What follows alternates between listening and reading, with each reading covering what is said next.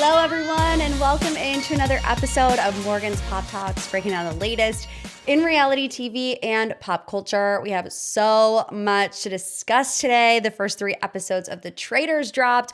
We have to talk about this now viral interview from the Vile Files with Austen Kroll from Southern Charm.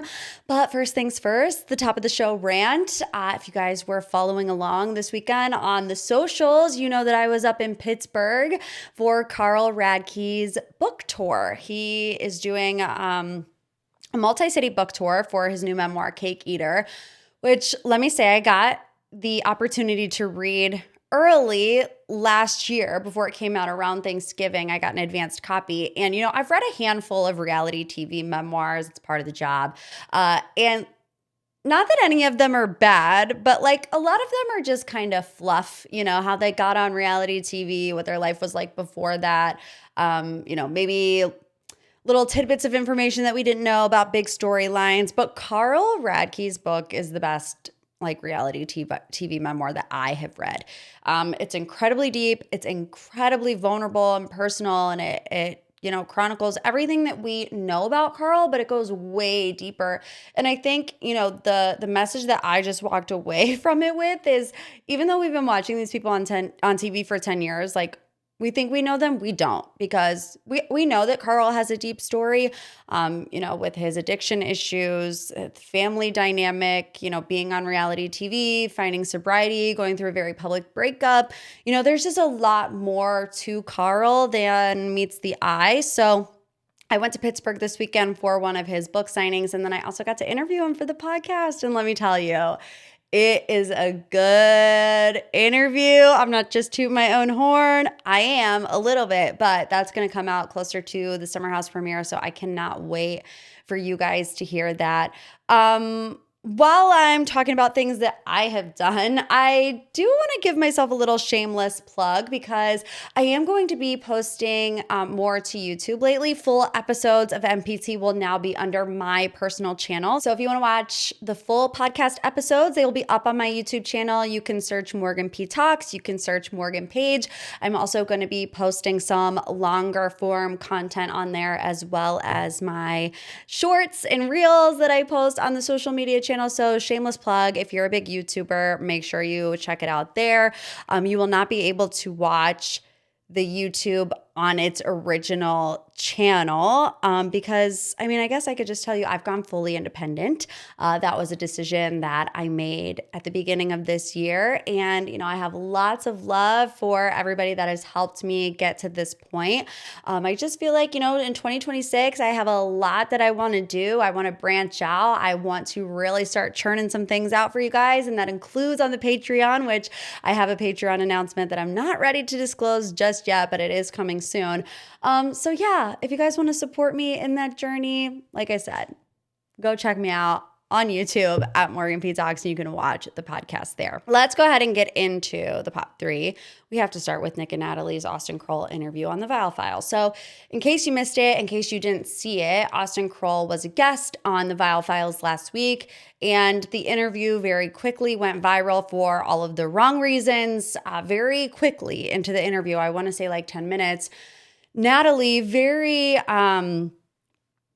flippantly, in my opinion, asks Austen about losing his sister, his older sister. Austen had an older sister named Kyle, which if you watch the show, you have seen Austen talk about this. There's this one scene with him and Chelsea where they're on a date, actually, and Austen confides in her about it. There's another scene on the show where they're moving houses and they come across a box with a lot of Kyle's stuff in it. So, and then there also was a season of Southern Charm where tragically a lot of cast members lost a sibling. Olivia Flowers lost her brother. Taylor Ann Green also lost her brother. So, you know, they all were very open and vulnerable in sharing their grief with us on the show. So basically what's happening now is Cameron Eubanks is coming to Austen Kroll's defense over Natalie asking questions about Austen's older sister who tragically passed away at just 9 years old and when Austen was 7. So Page Six posted one of the jarring questions that Natalie asked that says, what was this cliff? Because that was a question that she asked. And Cameron, a former Southern Charm cast member, commented on it and said, I hope a sincere apology will be issued. Austen and his family are some of the kindest people I know. As of right now, there has been no apology, and I don't believe that they are going to apologize, which I think is rich, quite frankly, because the Viall Files have built their brand around being the accountability show, right? Like all of these reality stars go on their show and they're like, oh, we're going to hold their feet to the fire. We're going to hold them accountable for things that they have said or done this season. But when the roles are reversed and Nick and or Natalie need to be held accountable, it's crickets. Always, every single time, it's crickets. The hypocrisy is wild to me. Wild to me. And the thing of it is like, if I knew that I publicly embarrassed a guest of mine, my immediate reaction would be to reach out to them privately and then also publicly apologize because this happened on a public forum. But no. And why? Because they don't care? Because they think it will die down, it'll blow over, that all press is good press? I don't get it. I don't get it. And it's really sad as like a podcaster and content creator because these are the shows that succeed at a large scale. And I am the first person to give grace because I know in an interview setting, sometimes you get nervous, sometimes you get a little roadblock in your brain. Sometimes things just come out not the way that you intended to ask them, but you apologize for it. It's like the simplest thing that you can do. And also, I've told myself she's 26. She doesn't have a communications background. She's on this podcast because of Nick, which if you choose this to be your career path, you better be ready for the moment. Understand your guests.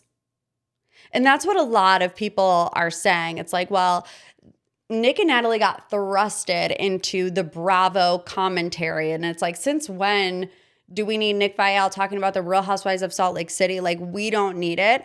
But they portray themselves as fans of the shows, which Natalie was like, I didn't know that happened. It's like, you didn't? If you are a true fan of the show, or even if you just, do your show prep for this interview before, something like that is going to come up. Like I said, Austen had talked about it multiple times on the show, and it just goes to show that she really didn't know what she was talking about. Point blank, period. Okay.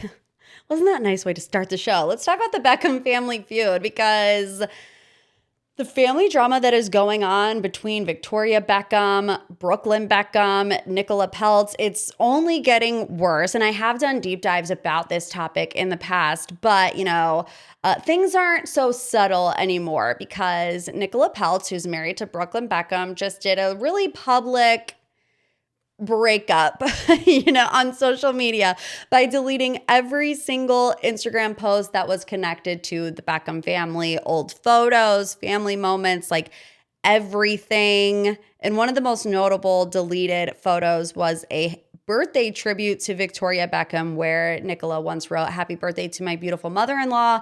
I love you so much and love being your dance partner forever." That post now gone.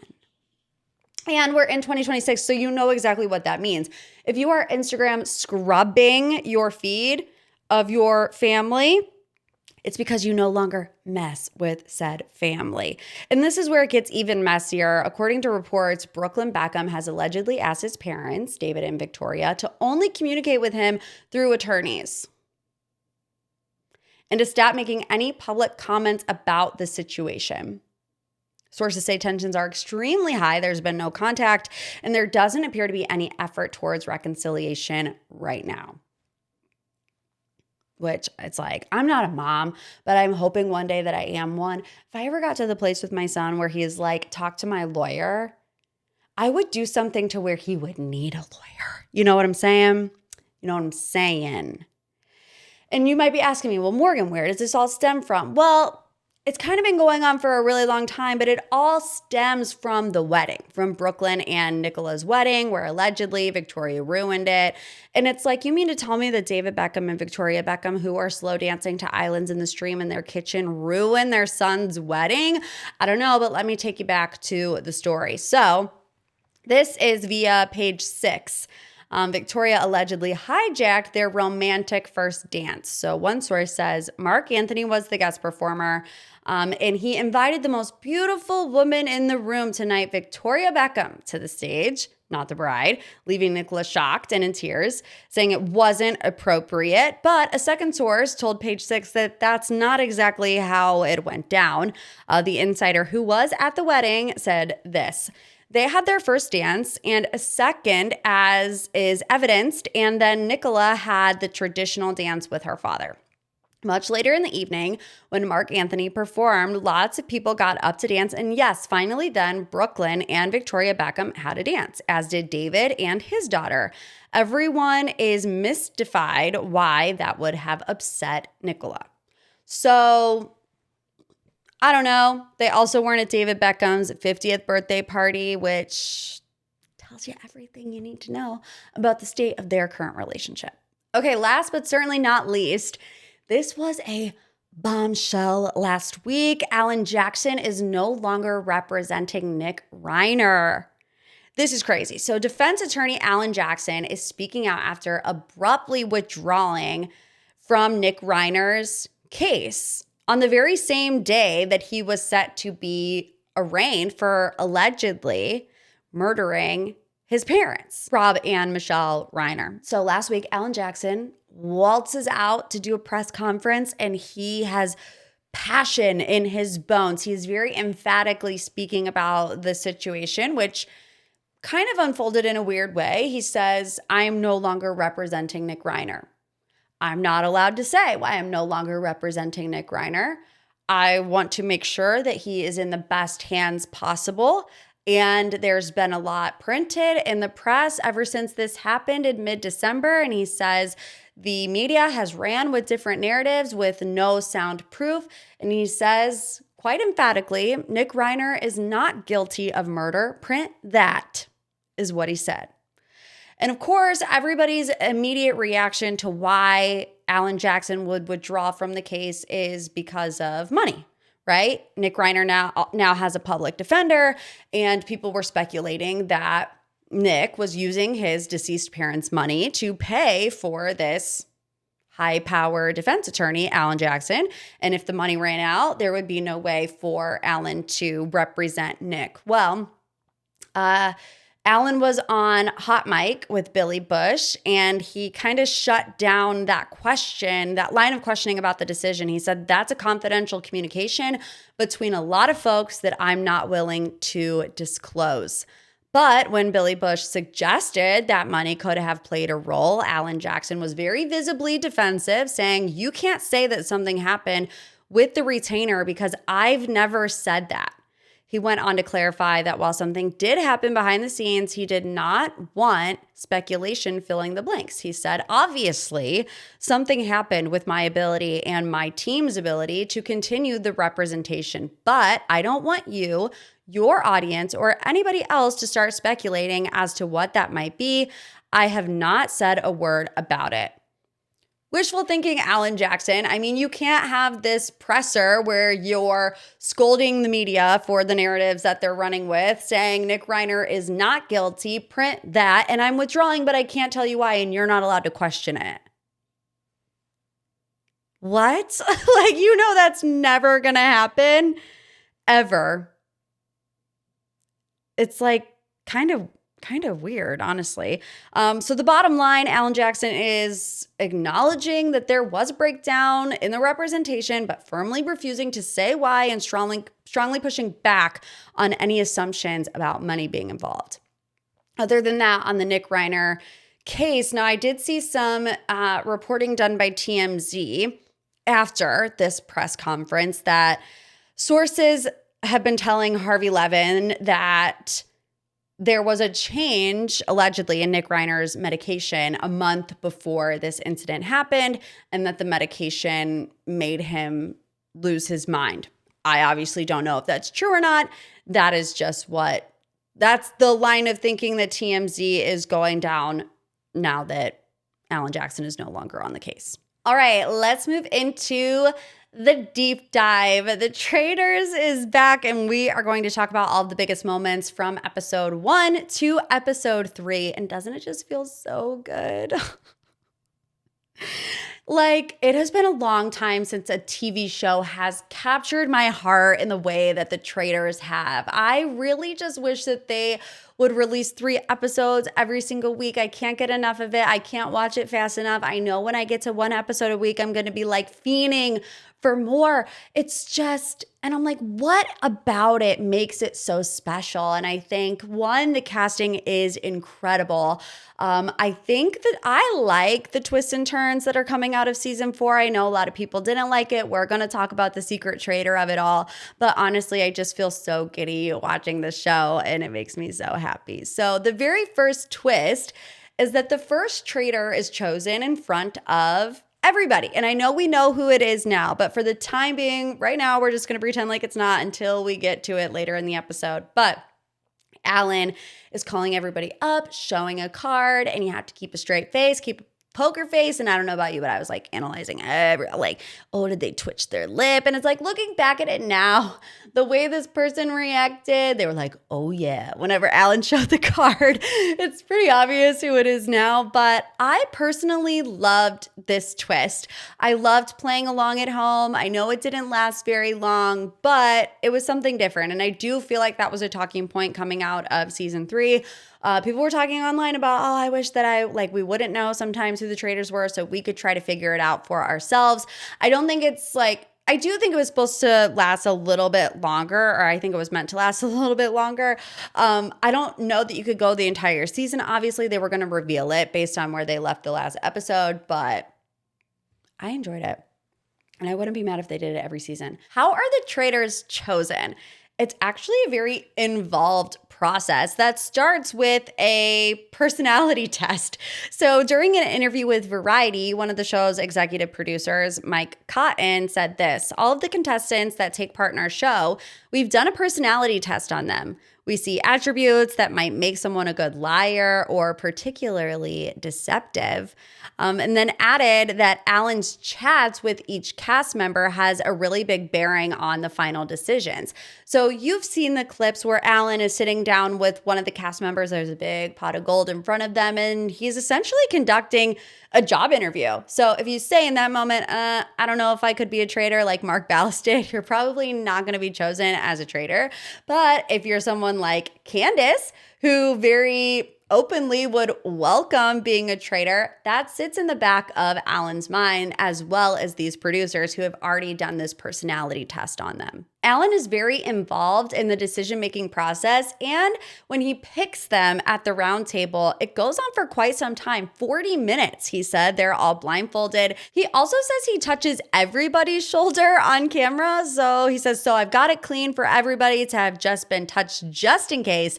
And then I start, stopping. So I'm kind of confused as to how, if he's touching everybody's shoulder at the round table, like how are they supposed to know, okay, this is the real one, unless they just tell him afterwards? I don't know. That's kind of confusing to me, but a very in-depth process to who is chosen. And that leads us to who Alan chose this season. And I got to say, when Alan chose the traitors at the round table, I was ecstatic. I mean, Lisa Rinna, I told you on this podcast a long time ago that Lisa Rinna was made to play the traitors. I said it.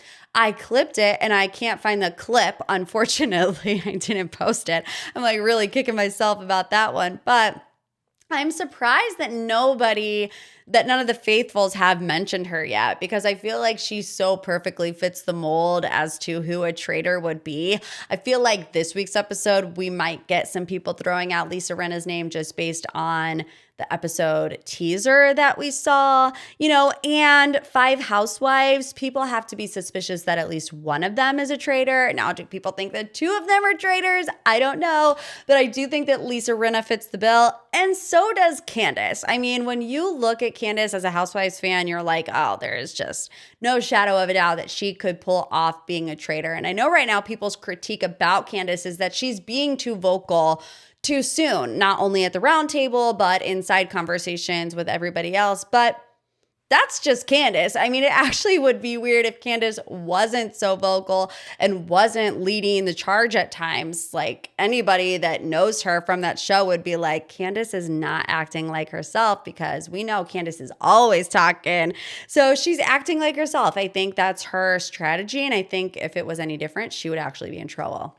When I tell you that I was over the moon when Rob Rausch was tapped on the shoulder ever so delicately by Alan Cumming, I acted like I had just won the Super Bowl. Myself, I acted like I had just caught the game-winning touchdown pass in the end zone. I was like running laps around my living room, like honestly having a little bit of convulsions. My husband was looking at me like, do I need to take you to the hospital? Do I need to intervene because you're acting crazy? And I was. I can't remember the last time I've been that happy. I can't. I also just never thought Alan would have picked Rob, because Rob is so nonchalant, but I actually think that's what is going to make him a fantastic traitor. That's really what is turning out to be so great about him, and I am loving it. It's a reality TV fan's dream, this Traitors lineup, when you have Lisa Rinna, Candiace, Dillard Bassett, and Rob Rausch. It is, however, presenting some problems now that we're getting into the murders. Murder number 1, Ian Terry. Big shock. Huge player, one big brother, very smart, very intuitive, gone too soon. I'm not a Big Brother watcher, so I can't say that I was like crying over the murder of Ian Terry. Now, Rob Cesternino, on the other hand, I'm upset. People are upset that Rob Cesternino was murdered second on this season of The Traitors.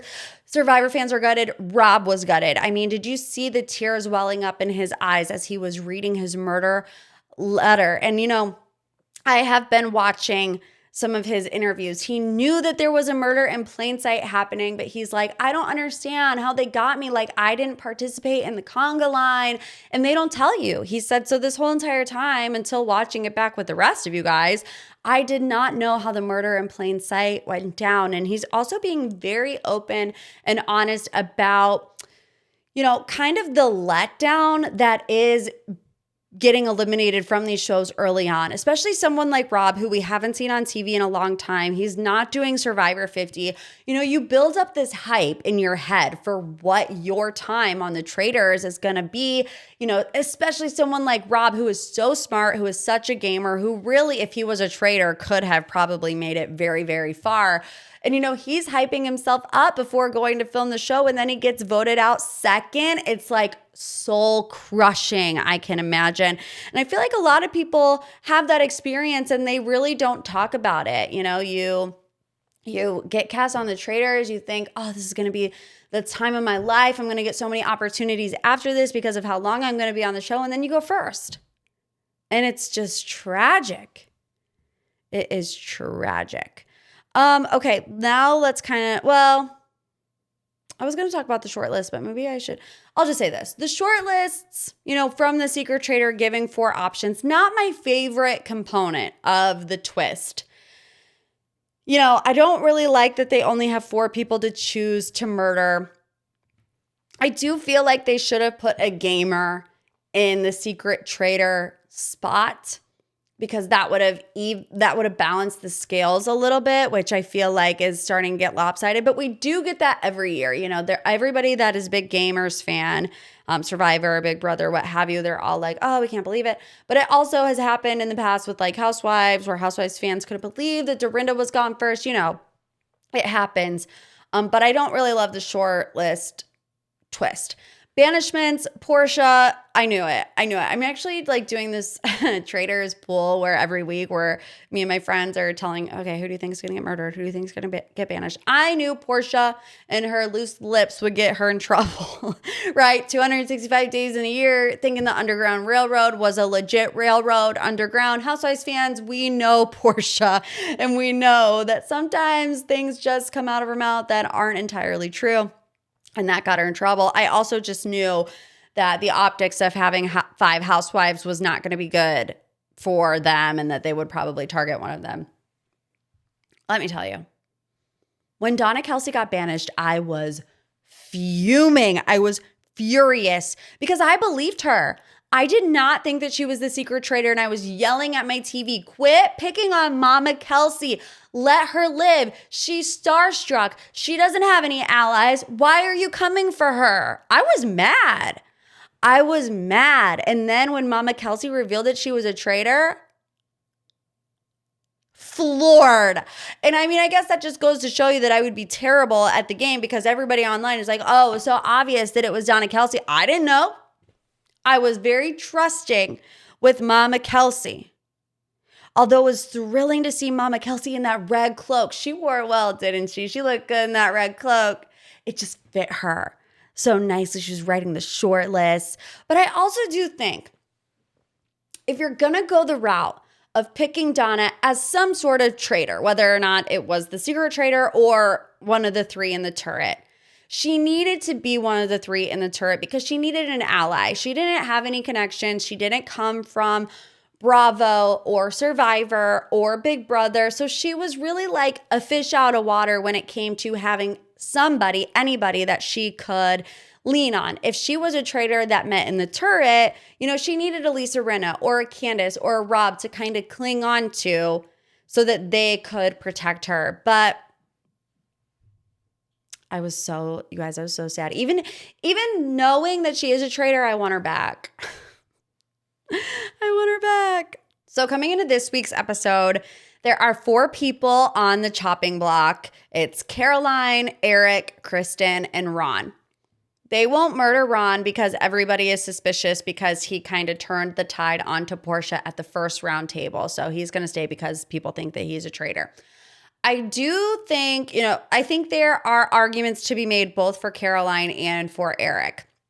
First of all, there's 2 housewives traitors, so they probably want to get the scent off the fact that it could be a housewife. And if they murder a housewife, an ally, that obviously is going to read one way to the rest of the faithfuls. However, if they kill Eric, it's a little inconspicuous. Eric, again, is kind of like a loner in the sense that he doesn't come from one of these TV shows. He doesn't have any built-in allies coming onto the show. And that's been working for them, right? They say we keep taking out these lone rangers, no blood on our hands if we take out Eric, which makes me think that they are going to continue down that route and take out Eric. As far as a banishment prediction, it's like Michael Rappaport for peace of mind. Michael Rappaport, I feel, is another person who's just getting too ahead of himself, right? He got cast on the Traitors. He knows he's going to be there with a bunch of Bravo lebs. He's so excited that he's like a pit bull, at the round tables. And I'm like, okay, look, love him or hate him, he has the ability to make good TV, but he's like crossing the line. There's a fine line of unhinged where it's like, okay, if you're on this side of the line and you're unhinged, it's a little bit entertaining. But when you cross the line, it's unbearable. And he's crossed the line. In my personal opinion, I find him to be a little bit unbearable. All right, let's get into this week's final thoughts. It is some Bravo news coming from Scandoval 3 years later. First of all, can you believe that it's been 3 years? We've never been the same, have we? Honestly, we've been like trying to find the high since Scandoval. We haven't been able to find it, like, quite frankly. What a time to be alive that was. You remember where you were when the TMZ news broke? I had just woken up from a nap and I literally thought I was hallucinating. I woke up, like hazy, groggy, or like, I don't know what day it is. I don't know what time it is. How long did I sleep for? I genuinely don't know. And then I wake up, open the TMZ, and it's like Tom Sandoval's been cheating on Ariana with Raquel Leviss. And you're like, huh? Is this a fever dream? Because I was asleep 5 seconds ago and now I'm not. And everything that just spiraled after that, those were the best days of our lives. Quite honestly. But anyways, Ariana Madix and Tom Sandoval have reached a settlement in their legal battle over the sale of their shared home. Kinda.